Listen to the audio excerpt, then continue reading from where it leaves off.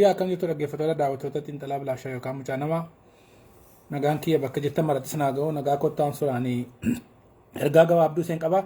Ergaa koo kun namoota baay'eetti dhukkuba ta'a. Namoota hubannaa qabaniif garuu fayyina ta'a yeroo booddeetti arras kan ta'uuf jira bulees kan galuuf jira. Garuu warroonni nama waaqessitan as keessa teessanii dhaggeeffachuun xinnoo isinitti ulfaata waan ta'eef utuu ifumaan deemtanii gaariidha. Namoonni kaayyoo hin qabnee fi namoonni nama jala yaatan namoonni nama akka waaqaatti waaqessitan akka rabbiitti namni nama laaltanii baay'ee isin dhukkuba. Nuti nama waaqessinu waaqa isa ardii fi samii kana uume waaqessina. Kaayyoo immoo kaayyoo jala deemna malee nama jala hin deemnu jechaadha. Warroonni kaayyoo dhiistanii of jala nama jala yaatan warroonni nama waaqessitan isin dhukkuba. Maqaa amantiitiinis maqaa garaagaraatiinis daba garaagaraa deemaa jiru qabsoo bilisummaa Oromoo gatachiisuuf akka amma hubannaa keessanii Oromoo burjaajessuuf yakka duguuggaa sanyii Oromoo irratti deemaa jiruuf itti gaafatamummaa isaa tuun fudhatin har'a immoo ija keessan shabooraan miiccattanii gadi baatanii shira isin qabsoo bilisummaa Oromoo irratti goraa jirtan tokko lamaan irraa dubbachuudhaaf jenna. Inni kun kallattiidhaan eenyuun ilaallataa warra kaafaa'oo fi gogaa kaafaa'ootii warra socho'an akkasumas harcaatotni seesee tokko jiru. Amma waamicha kaleessa kaafaa'oon godheef eenyudha warra daaspooraa keessa warra qabsoorra jira warri inni jedhee warra qabsoon bilisummaa Oromoo waggaa 27 warra qabsoo Oromoo gatachiisaa ture warra maseensaa ture warra akka boquun Oromoodhaa ol hin deemne gochaa turan kana warra qabsoon yeroo eegee guyyaa eegee keessaa tufe kana jara kanaa wajjin waa micciirtanii gadi ba'uudhaafitu haal duree fidhataniiru. Simannaan kanaan dura asitti Profeesar Mararaan gaafa dhufan Minisootaatti goramee feenyura qondaalota seeseeti baay'een isaanii kan naqee isaanii wajjin daba dalagee jechaadha. Kaleessa dheengaddaa gaafa Oromoo joonjessaa baatan gaaddisa hooggansa Oromoo maaloo Oromoo gumii Oromoo maaloo jettanii Oromoodhaa waliigaldeerra kunoo jettanii suuraadhaan wal bira kaanii suuraa ka'uudhaan illee Oromoo joonjessaa baatanii har'a garuu Oromoon dammaquu danda'uu qaba. Dhaloonni dammaquu danda'uu qaba. Keessumaa namni Jawaar Mohaammed jedhamu kun kaayyoon isaa maal akka ta'e dubbateera dhimma amantii hojii wal qabsiisee jechaadha. Qabsoonni goraa jiru amantii tokko olaantummaa amantii kabachiisuuf olaantummaa murnaa olaantummaa gandaatiif qabsaa akka jiru Oromootti meera kaleessa yoo sirriitti hubattaniitu ta'e. Isa nachi irratti jedhatuun taane isa dhossaatti gadi ba'e dhaqaatii dhaggeeffadhaani wanta inni dubbatee jechaadha. Kun maalodha nama waaqessin yoo dhuguma nama taate kaayyoo qabaadhu sitti himan warra isa waaqessitu warra isa jala yaaturra warra kaayyoo hin qabne warra waan namni jedhu duwwaa dhaggeeffatturra hangaasaa see kaayyoo hin qabne isee nama baaruu isee Oromoo addaan qooduraan beekamtu si caala kaayyoo badaatti cichuudha. Dhaloota utuu jiraatti du'ee jiru paaswoordiin kee 2018 kan sirkaa fuudhee hidhaa keessa ture jaallattus jibbitus duguuggaa Oromoo irratti geggeeffamaa jiru walqixxummaa Abiyyi Ahmedii wajjin kan itti gaafatamummaa fudhatu Jawaar Mohaammed fudhattee fudhachuu baates har'a isaarraatti deemaatee jiru dhala Oromoo akka guyyaa irraatti du'aa jiru ka'ee jechaadha. Utuu Oromoon harka duwwaatti Oromoodhaan akkasiin godhinaa Oromoo akkasiin godhinaa jennu lakki mootummaa keenya kanuma kabraa dhiisaa jettee warri maqaa amantii jala sin daatin amantiin nama waaqessisiin jedhu hin jiru bara. Amantiin rabbii kee waaqessi jira waaqa kee waaqessi malee nama waaqessi jira. Garuu akkasitti ammas qabsoo Oromoo gatachiisuuf ammas dhala Oromoo lafarraa duguugsisuuf amma immoo boca jijjiirrattanii waan PP'n godhatte wajjin garaagarummaa tokko hin qabu. PP'n amma pirezidaantiidhaa fi ittaanaa nama lama kaa'atte. Kaafaa'uunis sanuma godhate dhugaansaa kana. Garuu duguuggaa bara sanaa kee hagarraatti geggeeffamaa jiruuf itti gaafatamummaa isa tokkoffaarratti kan fudhatu isa kanaadha. Sanaafutuu qalbiin jijjiirratiin har'a qabsoo Oromoo immoo gatachiisuuf yaada keetti. Hin gatachiistaa. Anamma duri jette eeleen mana keessa gubatte jechaadha. Waraana bilisummaa Oromoo yoo ta'e ani sitti nima siyaasa warra beetta jettanii maqaa kaafaatiin shira qabsoo Oromoo irratti gootanirra qotee bulaa Gujii keessaatu si caala. Qotee bulaa Walloo keessaatu si caala. Qotee bulaa Shawaa keessa qotee bulaa Wallaggaa keessa si caala beeka siyaasa. Egeree har'a Oromoon irra jiraachaa jiru kan wanta har'a Oromoo irratti deemaa jiru kana waggaa 3 baranaati uummati Wallagga keessa jaarsii utuu hin jarin daa'ima utuu hin jarin tokko lamaan Oromootti xiinxalee kan himaa ture. Mootummaan Abiyyi maal akka ta'e mootummaan Lammaa maal akka ta'e tokko lamaan Oromootti meera. Oromoon dhagee qabsoo isaa finiinse har'oof kabachiisaatti jira. Oromoon sammuun isaa immoo qalbii namaatiin godaanee gaaddiduu namaatiin socho'u burjaajii akkamii keessa akka jiru mukarraa cite kan ta'edha. Har'a akka waan Oromoon nagaatti jirtu afaan hin qabanne daaspooraa. Garuu waa tokko beekadha. Utuubanne kanaan dura sichillee waan taanu addisuu waa'imaa faarfataa addisuu waa'imaa. Utuubanne kanaan dura sichillee waan taanu nu godheera warra duraa utuu booddee yaanu jedhe. utuu balleessu ta'e kanaan dura badu utuu dhabamsiisu ta'e kanaan dura dhabamu har'a garuu sun hin jiru sadarkaa sanarras hin jiru Oromoon maal akka sabaasu adda baasee dhaloonni qubeen adda baasee beeka kan harkasii rukutan dhumaati hojiin jira sitti hin fakkaatin akkamitti namni siyaasaa tokko waan gandaarraa dubbata waan amantiirraa dubbata sababa amantii kana ta'aniif sababa kana ta'aniif maanni kun garaagarummaa Oromoo gidduutti uumuudhaaf amantummaadhaan deemuudhaaf of kakaasuudhaaf murna amantii ijaarratanii murna gandummaa ittiin miidiyaa irratti of beeksisan kanaan xibaaruudhaaf dhumaatii Oromoo irratti ganama galgala walloo keessatti deemurra nama tokko asii Shaashimanneetti abbaa qabeenyaa tokko deema manguddoo tokko deeraanitu miidiyaan Oromoo dibbee rukuta jecha doo Oromoo gabaastee fi Oromoo addunyaa irratti waliin kaastu doo Oromoo miidhaa Oromoo dhossiteef immoo Oromoon awwaaltu utuu akka awwaala keessaniitiif Oromoo yoona badee piippoomee dhumeera sila garumaan rabbi Oromoon haqaaf waan qabsaa jiruuf qabsoo Oromoo garuu harka keessanitti dabarsinee ilaalle harka keessanitti dabarfamee hin kennamne harka ijoollee haqa ijoollee qabsoo warra kaleessa ganama kaayyoo ganamaatiif gadi ba'e warra utuu amantiin qabaatiin utuu amantiiran jedhin utuu gosa gandan jedhin boolla shinniigaa tokko keessatti warra dhuman sana kaayyoo jara sanaatti warra ciche waraana bilisummaa Oromoo irraa kanatu galmaan ga'uudhaaf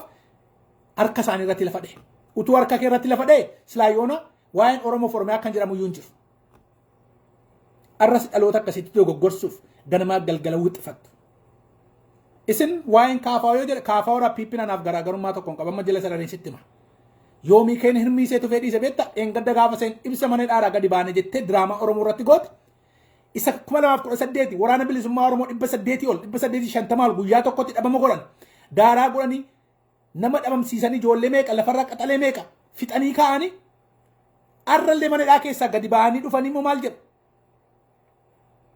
Oromoo raa duwwaa miti quba qabaadhate sabaaf sallammiin kam qaamedha of keessa sochoosin jedhaniitu waraana bilisummaa Oromoo dura danqaraa kaa'uu barbaade amma humna seetti. Garuu waa tokkoon isinitti hima. Warra kaafaa leellistoota kaafaa hojjettanii maqaa amantiitiin wal ijaartanii maqaa gandaa wal jala yaata waa tokkoon isinitti hima. Jiraachuun keessan har'a magaalaa Finfinnee keessa teessee ibsa baasuun kee dhiiga waraana bilisummaa Oromoo irra dhaabbatteeti. Sitti himan Iskindir Naggaa isin warra dhaabee kaafaa hooggantoota Oromootu warra ofiin jettan garasitti inni bu'aa buuseera qabsaa'ota isaatiif. Eenyuun dhaqee galateeffatanni? Faannoo isaa dhaqee galateeffate. Jarri baasuu yoo baatan malee. Kan isa baase garuu dhiiga waraana bilisummaa Oromooti warra wayyaanedha gubbaadha kan Abiyyi Muddinaan jara kana gadi baase. Warri maqaaf Oromoodhaaf qabsoomna jiran garuu waraana bilisummaa Oromoo isaaniif jedhee aarsaa kaffalee mana dhaa keessaa isaan baase akka mana dhaadhaa gadi baane waraanni bilisummaa Oromoo dhabamuu qabdi jiran. Maaliif? Hojii manaa kennameef tokkotu jira. Yoo waraanni bilisummaa Oromoof abaa'uun baddee akka isaan aangoo qabatan akka biyya sana keessa dhaqanii paarlaamaa keessa ta'anii Oromummaa dhabamsiisanii Itoophiyaummaadhaan Oromoo cuubanii akka gurguratan ajandaan kun waan itti kennameef hojiin manaa isaan karaa tambisanii itti fakkeessiif mana dhaa keessatti haaromsa addaarra turan galmi isaanii maan waraana bilisummaa Oromoo dhaabadda bilisummaa Oromoo dhabamsiisudha. Hin qaanoftu kaleessas gadi baateetu dhaaba keenya wajjin wara abaa wajjinis akka sochoona yoo ta'u baate waltumsinaa mukatti cabsaa jettee kaleessa keessaa gattee tamba isa galmaan ga'uudhaafitu ajandaa jijjiirattee gadi baatee jechaadha ammas Oromoo goomsuudhaaf yaada keetti. Garuu waa tokko beekadhu dhiiga dhangalaasu waraana bilisummaa Oromootiin Finfinnee keessa teessan isin utuu waraanni bilisummaa Oromoo biyya sana keessa jiru ta'e akka durii daangaa yookaan Eertiraa yookaan iddoo biraa jira ta'e albee sirra keessatti qaltilaa uummata Oromootti sin agarsiisa. Saree balskaanaltee si goote tuute nafxanyaan har'atti ajandaa jaraa fuute ittiin Oromoo joonjessuudhaaf kunoo akkasitti walii wajjin deemna maalitti of qopheessaatti jira filannoo raafi aangoo yoo ta'e silmoo qabdamaan eegdu si ramadameera bara mindeeffamtee jiraatta garumaan Oromoo goomsita dhaloota an garuu eenyutti hin gaddabeettu warra aangoo bololiitu kana miti warra aangoo ta'e maqaa kaafaan sochootu miti dhaloota qubee ta'e nan baradhe jedhee warra PP irraanfadhu seen garaaf warra jiraattudha. Warra maqaaf achi keessa dhaqee amma tokko dhugaadhaaf kan dhaqee shira jara kanaa saaxiluuf deeme jira. Garuu waa tokko beekadha. Jarri kun dhaloonni qubee taate hamaaf gaarii kan addan beenne dhaqii gaddeebii baratu qotee bulaa Gujii keessarra. Wallooraa dhaqiitii baradhu qabsoon maal akka ta'e dhaqii Wallagga Shawarraa baradhu. Lafa waraanni bilisummaa Oromoo socho'aa jiru dhaqaatiime qotee bulaa isaa dhaggeeffadha. Maal waraana irraa siin jechaa jiru qotee bulaa irraa dhaqii dhaggeeffadhu inni baradheera jettee Finfinnee keessa teessee qabsoo bilisummaa Oromoo gatachiisuuf shira garagaraa karaa nagaa jettu ofii keetii nyaatamta amma sitti himan garuu waa tokkoon sitti himan dhiiga waraana bilisummaa Oromoo irra taasisee ibsa baasuu ni dandeessa dhiiga waraana bilisummaa Oromoo irra teessanii xibaaruu ni dandeessu har'a garuu dhiiga waraana bilisummaa Oromootiin aangoo qabachuu hin dandeessu. Kanan sitti hima. Bor yakkamtoota taate tokkoon kee manadhaa keessatti raammoof jirta. Biltsiginnaan keessa kaafaa nama shirratti deemaa jirtan kanaa yoo itti fuftan ta'e. Irraa hin dhaabbattan taanaan isinis yakka biltsiginnaan geggeessaa turte silaafis haal duree kan mijeessisin. Akka dhaaba Oromootti kan itti qaana'uu qabdan. Dhaaba Oromoo warra dhaqee piippitti galeeyyuu dhiisi. Akka dhaaba Oromootti kan itti qaana'uu qabu eenyu ture kaafaa ture. Dhaaba Oromoo keessa tokko jedhee hojii manaa isaati jedhee kan waraana bilisummaa Oromoo dhabamsiisuudhaaf hiikkachiise yoo xiqqaate nama 800 ol lubbuudhaan kan lafarraa dhabamsiise dhaaba kaafaa jedhamu kana hin qaana'u. Harkaan na bare doolutu munyuuqa jedhan. Kaleessa 850 dhabamsiisee meeshaa guutuu wajjin fuudhee diinatti kenne diinni akka barbaade akka itti taphachiisu kan godhe garasitti addeebi'ee dhufee irrammoo maal godha? Waraana nun barbaachisu jettanii ibsan irratti baastu.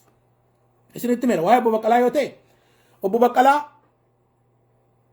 beloodhaaf itti gargaaramu. Beloo jechuun eebba itti fakkeessiidhaaf kunoo achirraa isaanis nu keessa jirudha.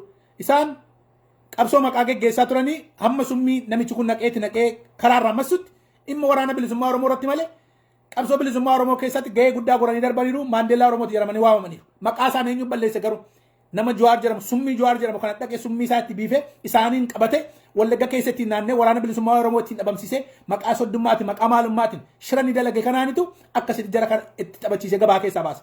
Eebba jaalala obbo Baqqalaadhaaf qaban irraan kan kennamoonni tokko isaan nama Wallaggaati. Wallaggummaadhaaf jala yaa'en gandummaadhaaf nama jala yaa'en beekumsaan nama jala yaa'en. Kaayyoon isaanii maal jedhi gaafadhu. Kaayyoon isaanii si baasa taanaan jala yaadeentaa keenya miti. Kaayyoo qabaadhu. Isaaniin eebbatti gargaaramu. Har'a kaleessa daasporaa keessa lafa citee achi fiigee kan maraachaa ture har'a akka waan Oromoof Oromiyaa walaba taate tokkottitu Oromoo jenjessuudhaan maal jedha ajandaa biraa uumeetu wanta biraa haasa. Har'a sadarkaa Oromoo silaa waa'ee paartii irraa dubbatu irra jira Oromoo. Summiin isin gandummaadhaan of ijaartanii diraamaan isin shira isin qabsoo bilisummaa Oromoo keessatti daladdan har'a deebi'ee maal godhaatti jira. Daasporaa keessa garuu waa tokkoon isinitti himan. Kaayyoo qabsoo bilisummaa Oromoo ganamaatti cichee ganamaa galgala waraana bilisummaa Oromoo kan gargaaraa jiru qabsaa'onni akka daasporaa keessa ammallee jabaadhaa itti fufa. Isinii fi waraana bilisummaa Oromoo kan hidhachiisaa jiru warra kaayyoo ganamaatti cichee kanaa fi warri kabiraan immoo warra abiyyiin baay'ee Oromoo gargaaraatti jirti bara. Yeroo ammaa kanatti kaafaa'oo garasitti kaafaa'oo maqaaf kan Oromooti mini abiyyii sirna nafxanyaalee lisaa jirtu kanatu Oromoo irraa bu'aa buusaa jira yoo Oromoon itti fayyadameef. Oromoo keessaa kan itti fayyadamaa jiru eenyudha? Waraana bilisummaa Oromooti. Maaliin Oromoo fayyadaatti jira? Abiyyii yoo jette milishaa jedhee poolisii jedheetu eelee sibiilaatti minaan eelee sibiilaatti toshame beetta. Akaayyoo ta'es jellisaa gubataa hirrisaa gubataa gidduunsaa bukataa akka kana goree waliin rukuteetti ergaa meeshaa waraanaa rashiin isaanii ajajaa waraana bilisummaa Oromoo Abaa Woboo marroon dubbateera. Eessaa argattu hidhannoo jennaan meeshaan keenyaa fi nyaanni keenya dudda waraana mootummaa Ashaagireeraa nuu dhufaa jedhe. Hidhachiisaatti jiraan itti erge. Warra harka kennaa irraa gaarta miti. Hidhachiisaatti jiraan. Isin garuu hiikkachiisuudhaaf ajandaa isinitti kenname. Pilaanii ganama isinitti kenname sanaan kaleessa Oromoo dhaqaatti dhaggeeffadha. Bakka bu'aan affaar tokko kaafaa'oodhaan maal jedhe karaan nagaa isin galaafata karaan nagaa isin nyaata jedhee itti mabara. Sabi biraan illee karaan nagaa hamaa akka ta'e warra Oromootti himu. Jarri wallaalanii miti kana quba qabaadha. Sababa akkuma warra seesee nama eessa jirti. Namni dhagaa jiru jira hafuurri ishee jiraam. Gaafa waraanni bilisummaa Oromoo kunoo asitti dhiyaateera. Finfinneetti dhiyaateera jiran maaliin gadi baate? Eegduu warraaqsa Oromiyaatiin. Mootummaa ce'umsaatiin. Mootummaa fe'umsaa jetteetu Oromoo janjissuu gadi baatii jechaadha jarri kun. Kanaaf shira qabsoo bilisummaa Oromoo irratti haala kanaan geggeessitan eessaan isiniin ga'u irraa dhaabbadhaa isiniin jenna. Irraa dhaabbadhaa ammallee. Gaafuma Oromoon jabaate gaafa waraanni dhaqee magaalaa Finfinneetti dhiyaate amma immoo sulultaa ga'ee dhaqa. Inni argita laama gidduu kana seeseen waan isheen ittiin gadi baatu.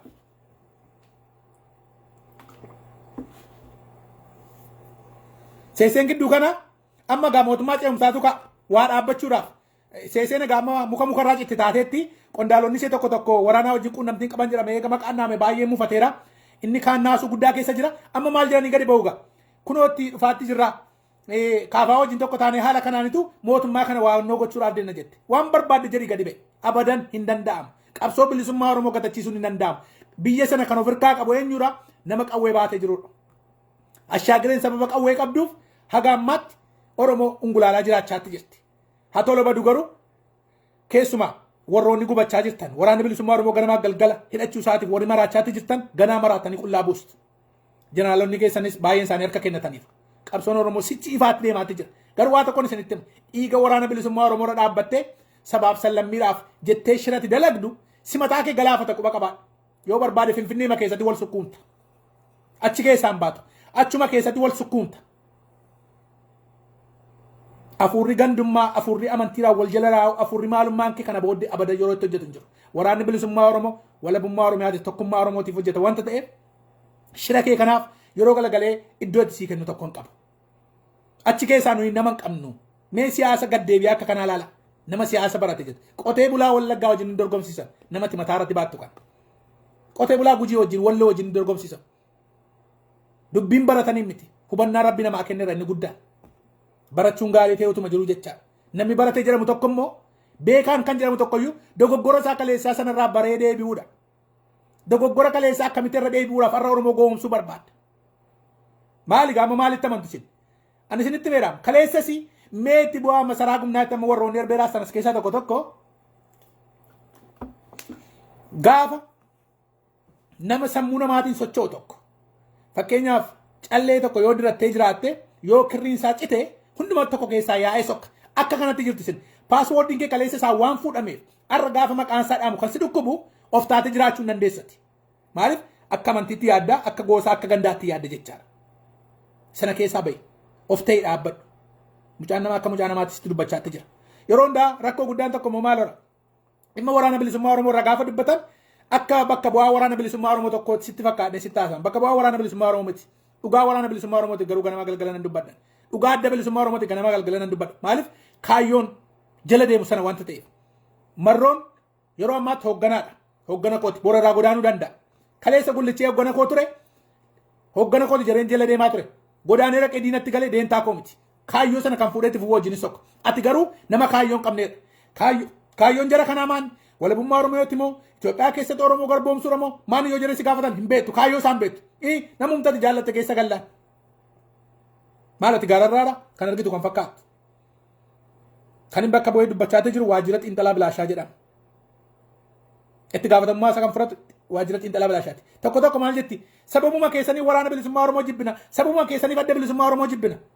Argiteela sababaan waa jaallatta warra akka jettu kuni sababaan waa jaallattaa jechaadha. Kaleessas arras Boris kanatti waa jaallattu waa deeggartu sababaan maleessaa itti amantee miti jechaadha. Namni sababaa waa jaallatu moo sababumaa waa dhiisa. Sigala mee adda baafadhu kan wanta gochaa jettu kan sababa keessaniif hin jedhin. Sababa namaatiif naman jaallatin sababa namaatiif naman jibbin. Kaayyoon sababaa miti kan inni jaallatamu sababaa miti kan inni jibbamu. Waan itti amante gochuu jechaadha kaayyoo jechuun. Waan itti amante hordofuu jechaadha. Kanaaf PPnis biltsiginnaan keessa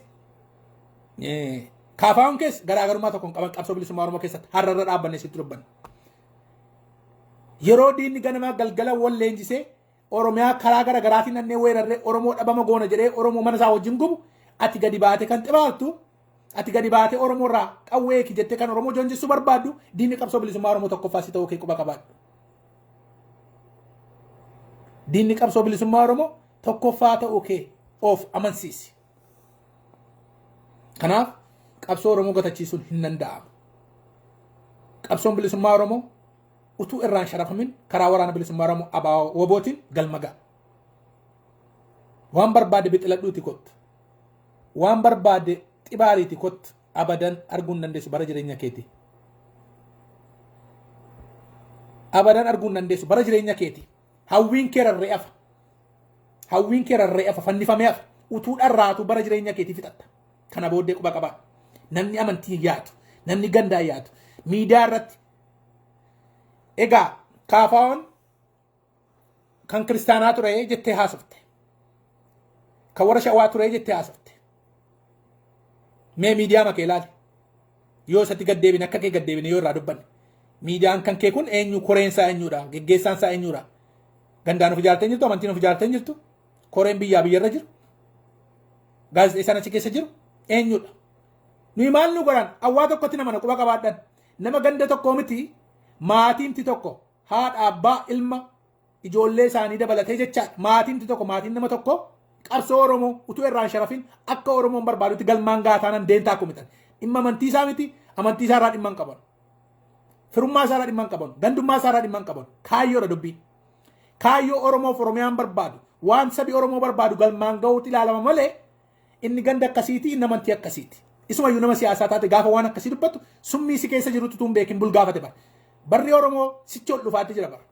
Barri Oromoo sichi dagaagaatti jira. Sichi Oromoodhaan wanti gaariin dhufaatti jira. Isin warri summii akkasii baattanii qabsoo bilisummaa Oromoo gatachiisuuf maqaa dhaabaa jala gugottanii shira amantiidhaan gandaan of ijaartee qabsoo Oromoo gatachiisuuf abadan galma ga'uu hin dandeessu.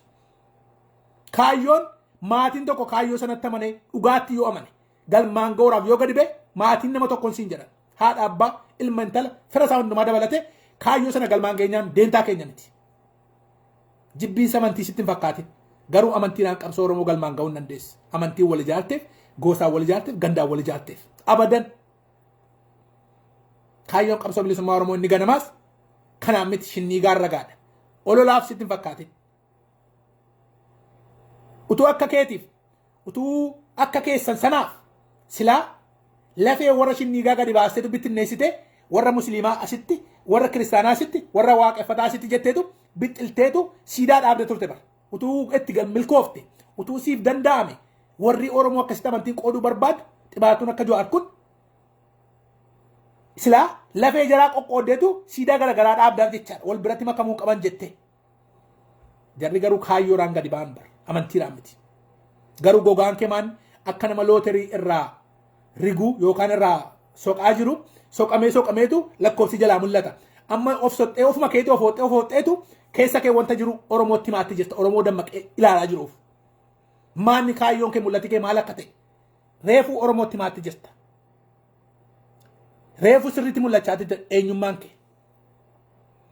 Dhaloota sammuu paaswoordiin kee fuudhamee jiru waa tokko sitti majala sarare. Ammas of ta'e jiraadha.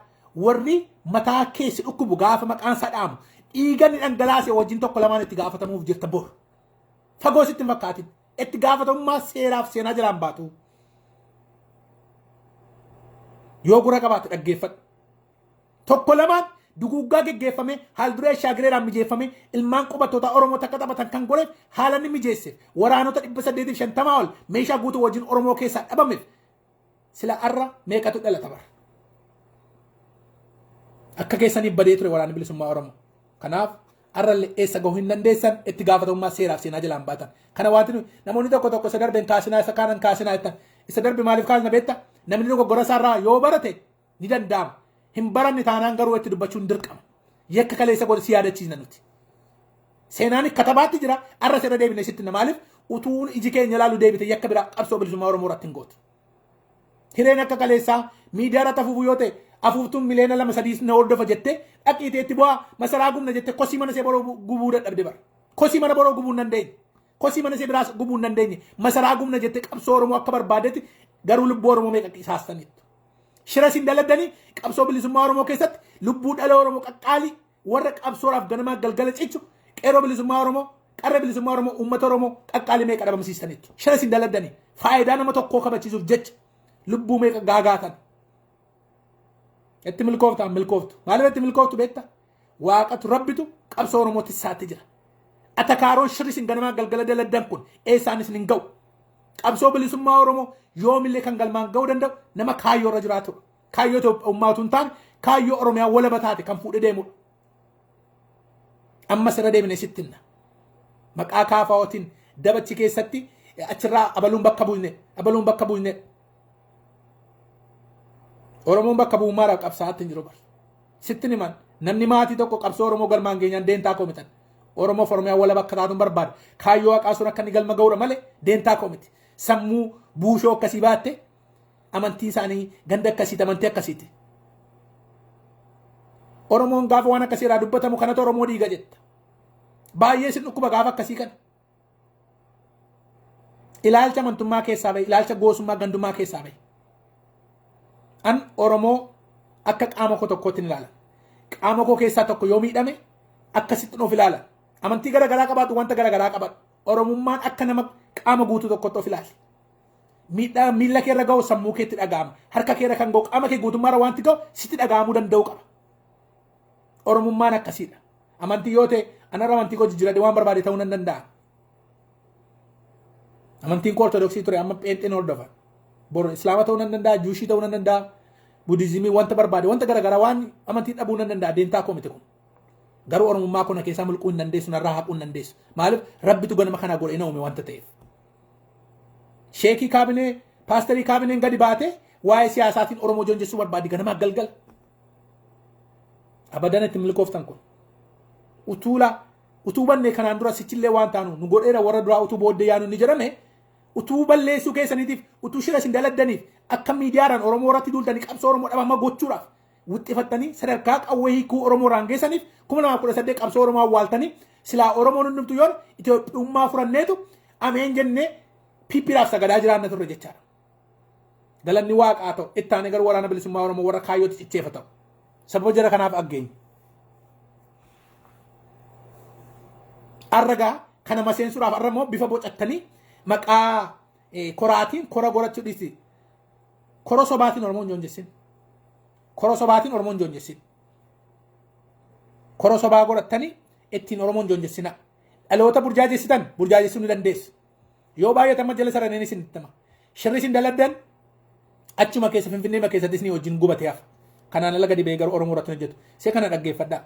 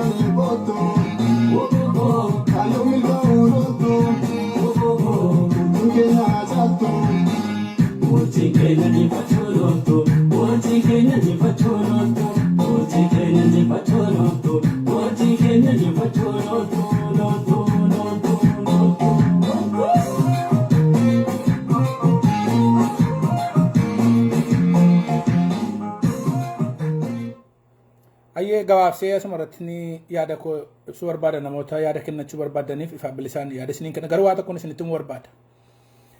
Warroonni amma daboo namaaf gaafa maqaanii abbaa keessanii dhaamu dhuftanii dibbee reebdan kuni waa tokko beekadha. Baay'ina sagaleetiin tisiisii baay'attee fi xuwween buqqistu jedhanii qadaaddii xuwwee irraa buqqisuu hin dandeessu baay'atteef. Si galeera miidiyaa irratti wal ijaaruun gandaan amantiin of ijaaruun qabsoo Oromootiif bu'aan ni fide nagarre yoo dhala Oromoo dabarsee kenne maleessa. Garuu dhugaaraan qabsoo bilisummaa Oromoo galmaan goofuuf ijaaruun namoonni 5 hin taane 10 hin taane bosonatti haftee utuma jedhamanii jarri kun maal godhan qabsoo bilisummaa Oromoo arra sadarkaa walabummaa Oromiyaa irraan ga'anii jiru ijoolleen kuni jechaadha. Kanatti beekuu qabdu. Mee maal gootanii ganda maalii bilisoomsite yoo jette tokko atumti inni qubee barreessite akka jettee gaafachaa jirtu kun bu'aa qabsoo bilisummaa Oromoo bu'aa adda bilisummaa Oromoo ta'uu kee beekan. Silaayoona giizii moo maal oraanitu amaarinyaan naa akka tabda turte afaan amaaraa maleessaa waan tokko hin dubbattu turte. Atumti mataan kee atumti namni hundi akka jettee gaaffii akkasii gaafattu kuniyyuu bu'aa adda bilisummaa Oromoo bu'aa waraana bilisummaa Oromoo ta'uu kee quba qabaadhu. Isa kan biraa immoo bulbulanii isin obaasanii utuu ijaan argitu eega jaamte nama beekaa fi tokko raasaan hin dammassuu jedhama. Kana quba qabaadha akka kanatti. Kanaafu wanti isin beekuu qabdan garuu waa tokko jala sararee isinitti hima. Warri maqaa kaafaa'ootiin daldaltanii Finfinnee keessa teessanii kana booddee wanti isin gootan dhuufuu loonii wajjin garaagarummaa tokko hin qabu.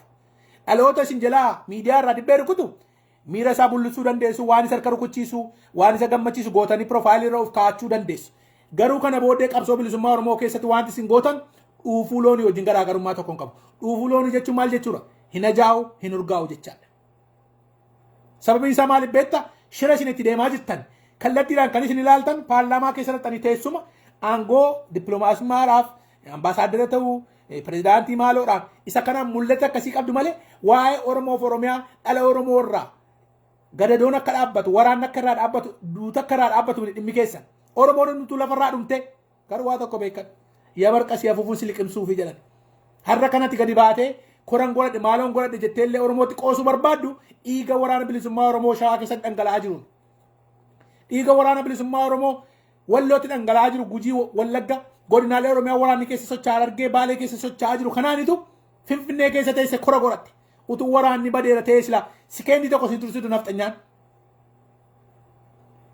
eebbisaa addunyaa lafarra harkiste jedhamiti siin garuu gadi gala gashitee fannisteetu sitti taphattee nutti agarsiisti turte utuu waraanni hin jiraanne adurreetu mana keessaa boonaa jiran beektu isa booddee sareen immoo naalti iseen mana keessa namaa wajjin jiraatti ati mana maaliif akka kanatti bashannantee mana kana keessa jiraata jennaan eessuma kootu bosona jiraa jetteen jedhan adurreen sareedhaan eessummi seenyura qeerransa ta'uu isaati jiraachuun keessanarra maqaa waraana bilisummaa Oromoo bosona jiruuf utuu waraanni bilisummaa Oromoo hin jiraanne garuu maannisin nama maaddii irraa nyaate maaddii irrattitu isa jedhan sana godheeti wajjin garaagarummaa tokko hin qabdan. Galati waraana bilisummaa Oromoo galateeffadha piroofaayilii kaadhaa isiniin jechaatiin jiru. Dhuguma qabsoo Oromoo gargaaruu barbaadu yoo ta'e garuu afaan qabatanii taa'utu isinirra ture. Yakka keessan kaleessaa iyyuu miti afaan qabatanii afaan qaladdatanii taa'utu isinirra ture. Garuu maan dhiiga waraana kanaatiin wanta barbaadan godhachuudha waan barbaadaniif dhiiga waraana kanaarra dhaabbatanii qabsoo Oromoo kana gatachiisuudhaaf haal duree fixatanii waan kaataniif itti galli keessan waraanni kun yoo dhabame aangoo argattudha.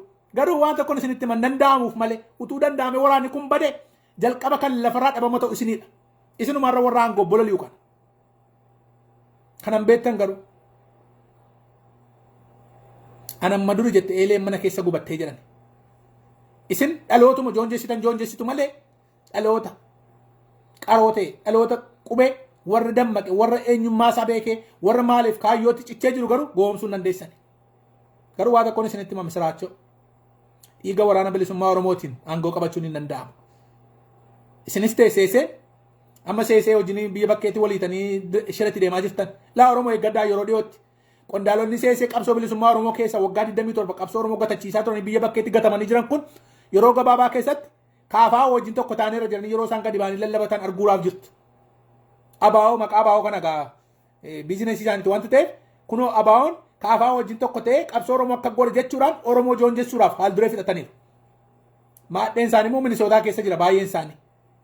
Laf jala waan isaan walga'ii isaaniitti jiran beennaa gaafa walga'ii waboodhaaf Wobooraan maallaqa buusuu gaafa walitti qabaman ajandaarratti ajandaamu korarratti kora qabatu kora soba. Kanaaf jara akka kanaarraa of eeggadha. Bor akkasitti Oromoo qabsoo sagatachiisna. Inni kun ittiin milkooftanii ammas wanti isinitti himu. Sababa keessaniin dhaloota joonjee dhaloota paaswoordii Jawaar harkaa fuudhee jiru kana maaf gaagaatu?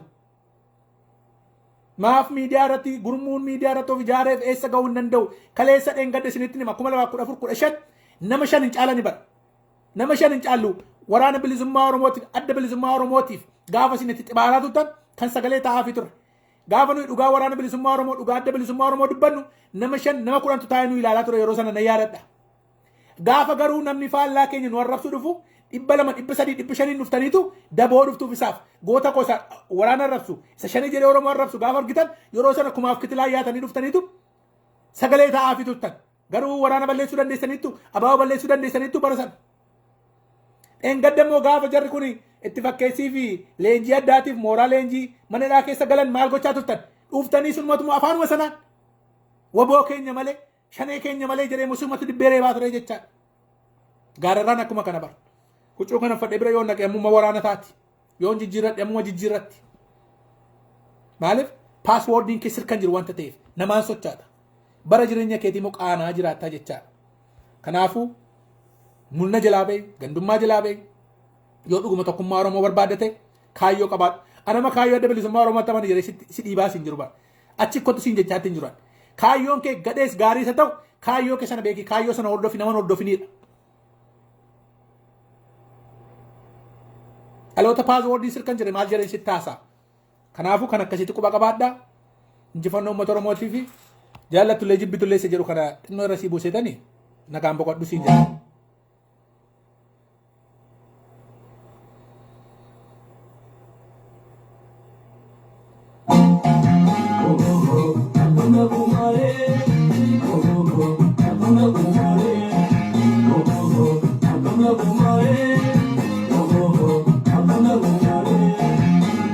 Oh,